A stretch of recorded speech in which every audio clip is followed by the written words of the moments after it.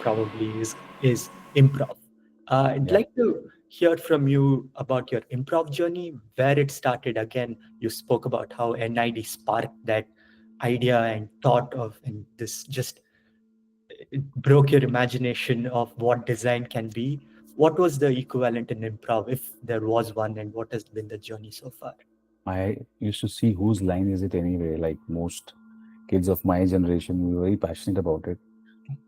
Not in my wild imagination could I feel or think that this is something that can be learned or this is something that one can do.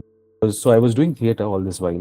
I was at Bangalore with Honeywell. I started doing theater. I started my own production. Started writing plays, acting in them, and so we had multiple shows in Bangalore. We had shows in Delhi.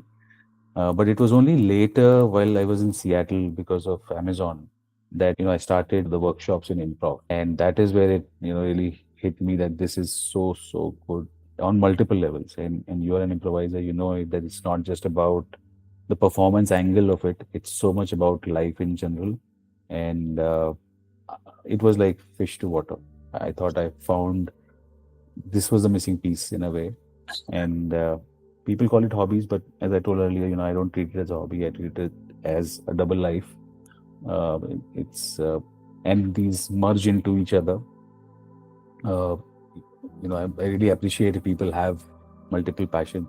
It's These are not two girlfriends which will fight. They're actually, best of friends who will actually become. We three will together become like a great team, and that's how I look at passions and not hobbies. And so it started with Seattle. In Seattle, I started doing workshops at the Unexpected Productions. I met Mhm. Randy Dixon there, who was one of the key people in terms of teaching. And then also went to Jet City Improv, which is now shut down, sadly, in Seattle. Went to Magnet and PIT in New York. So I started taking a lot of classes whenever I was in Seattle, trying to make sure I utilize my evenings and levels ones and twos and threes.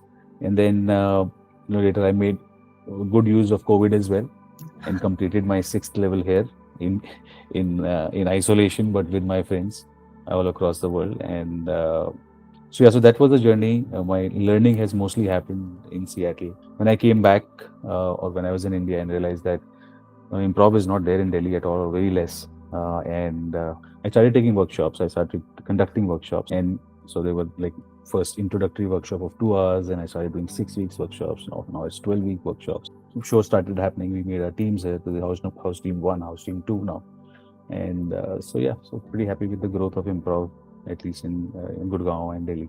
Awesome. This is amazing. One thing that I want to take away from this is you spoke about how it's not a hobby, but it's a passion. And this passion is a double life. It's almost, Yeah. yeah, I'm sure there was the game like Second Life was a game, Yes. metaverse game back in early 2000s, which I've not Right. played, but I've heard about it, read about it. So it's almost like that where you're Yeah. doing both things at the same time. And I see that as a very powerful Yeah. takeaway for the audience and personally for me as well. Yeah, well, I'll not take the credit for the title because there was a guy called Alec Padamsee. He was a English theater guru in Mumbai, and then he was also the guy who brought Lintas to India and made it so famous through advertising. And his autobiography is called A Double Life. Okay. And would you imagine that that guy actually came for my graduation ceremony at an NID as well? I was like, this is unbelievable. This is yes and of the biggest order. The guy whose autobiography I really adore is the guy who's going to present me my certificate. So that was pretty cool. Thank you so much for talking about your improv journey and story so far. And I think that was very helpful and inspiring for me. And I've written down some notes for myself to take back and apply in my own design and improv life. And you spoke about these two stories, and these two stories were parallel. We spoke about your design story first and then your improv story. And if you ever had to write an autobiography of yourself, I'm sure these two stories will take up a lot of pages, but I'm also sure that these two stories will meet at some point. So I'd like to explore more about this intersection and where you see the improv techniques, the methods and experiences that you've gained be useful in your design work, and maybe even more specifically, the design research work that you've done so far and also applying in Tata Digital right now. A lot of things, Vishnu, a lot of things that have just flown, into design for me. The biggest and the most important one is also the cornerstone of improv, which you know as yes and yes and seems very sometimes seems very shallow when we just say it, but it's very deep if you look at it. So yes and essentially means that if we both are improvisers and we are on stage and we're trying to build a story, and I say that, look at this beautiful rainbow, and you don't add on to it and say something else which is, yeah, it's beautiful and there are clouds floating by, which is making this magnificent. What you've just done is you yes anded to what I said. Now you can only yes and if you're non-judgmental about me.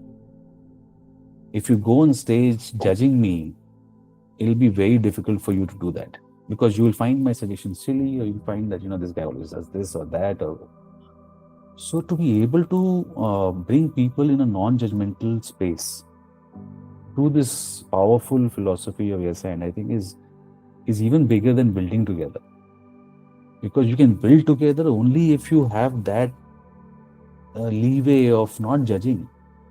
Yes. So that's what I find very nuanced in yes and when I'm conducting an interview, for example, you are being interviewed and I'm interviewing you.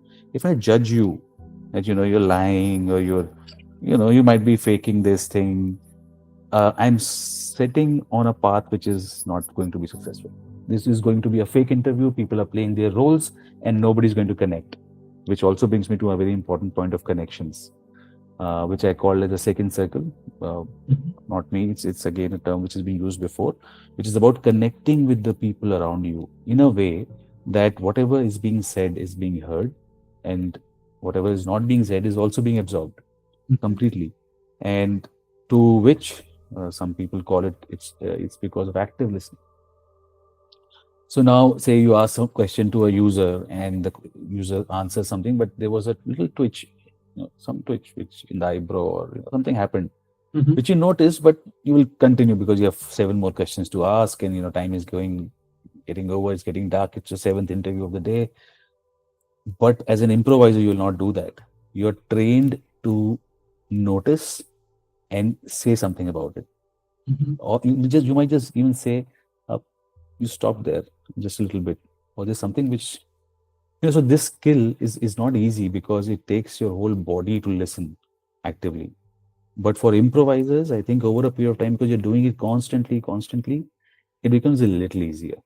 Mhm. So then you practice it even more, which makes it even more easy. So it's like it's a very positive circle of bringing you to active listening and being in circle two, which I think is a very important place to be in.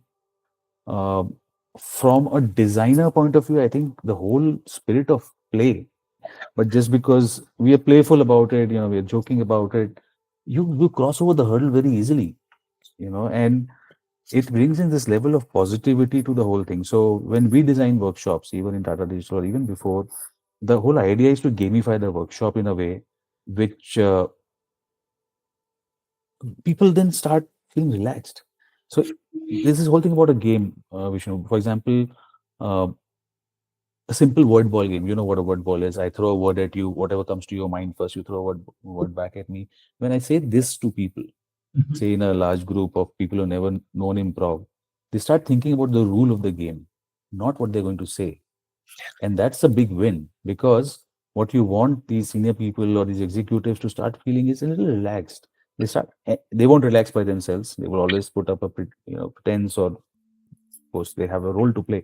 But moment you bring in these rules and games, they start thinking about the game and the rules, and this let the subconscious then kind of answer those things which we want. I love this as well about the whole play factor, uh, and the gamification that improv has inherently, because it's a gamified pedagogy. You don't teach anything, you just make people play games, and while Yes. playing that they is they yeah. So these would be, and one more, like, yeah, I would definitely say is the connect, or understanding the mind of the audience and bringing them in. Improv, as you know, is one of the art forms where you cannot really function without an audience as such, because the audience gives you the suggestions. And Yes. this whole spirit of bringing the audience in the conversation and knowing when they're falling off and when they're not falling off, it's a very fine line. You don't want the audience to sleep over what you're saying. When you're presenting a design concept, you want them to be involved. And how do you get them constantly involved? Is something that you train with improv for. You cannot let the audience sleep ever, because the Yes. audience is your energy. Yeah, these are great points, and I'd like to dig deeper into a couple of them. But Sure. initially, the point about bringing the audience in because they are such a key part of improv and also Yes. in design as well. Audience, I can say, audience equals to users. So, Stakeholders, a stakeholders, stakeholder. users. So bring people Yeah. in, and also the fact about making other people look good is sort of rule number two of improv. Maybe if we say as and is rule number one, I Correct. s- I see these two things as together. I see them together because I see the audience as also players in an improv scene, and you also need Absolutely. to make them look good, because as an audience they might give any suggestion, but you should not make them feel, oh, because of my suggestion the scene didn't work or didn't wasn't funny. But you're bringing the audience in and having them as equal players in the scene. So I think, Very, yeah. and I think that's the same with design as well, of you're bringing the users in, and we speak about co-design and co-participatory design and things like that. So really bringing them in is very important. Yeah. Yeah. Yeah, the co-design thing that you talked about really brings the point home. And another interesting thing is that if you compare this, improv with stand-up, Hmm. and it's quite opposite for the audience, although audience loves stand-up as well. But in an improv show, you never get roasted. You are actually made to feel better about yourself. So yeah, there are these differences, I think, which are very important to improv. It's there's a lot of good in improv, I would say. Awesome. Thank you so much for this, Ankur. It's been a very interesting, insightful, and sometimes validating conversation to have. And yeah, thank you so much for your time and all your insights. I'm sure this will be helpful. Thank you. Bye bye. Thank you, Vishnu. Lovely talking to you. Thank you. Yeah.